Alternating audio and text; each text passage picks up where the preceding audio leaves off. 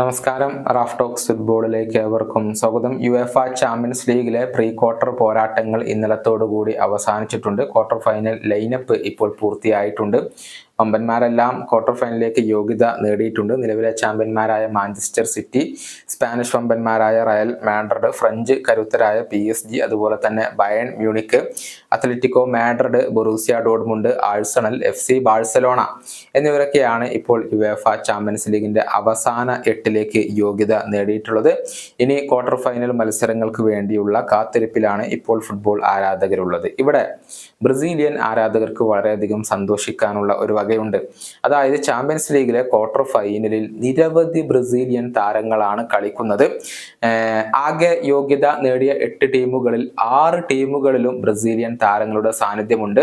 German ക്ലബ്ബുകളായ Bayern Munich, Borussia Dortmund, ഈ 2 ക്ലബ്ബുകളിലുമാണ് ബ്രസീലിന്റെ താരങ്ങൾ ഇല്ലാത്തത്.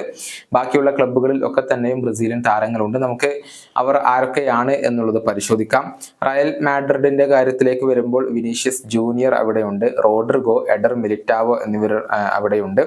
മാഞ്ചസ്റ്റർ സിറ്റിയിൽ ഗോൾ കീപ്പറായ എഡേഴ്സൺ ആണ് ബ്രസീലിയൻ സാന്നിധ്യമായി കൊണ്ട് ഉള്ളത്. PSG കാര്യത്തിലേക്ക് വരുമ്പോൾ പ്രതിരോധ നിര താരങ്ങളായ മാർക്കിഞ്ഞോസ്, അതുപോലെ തന്നെ ലുക്കാസ് ബെറാൾഡോ എന്നിവർ ഉണ്ട്.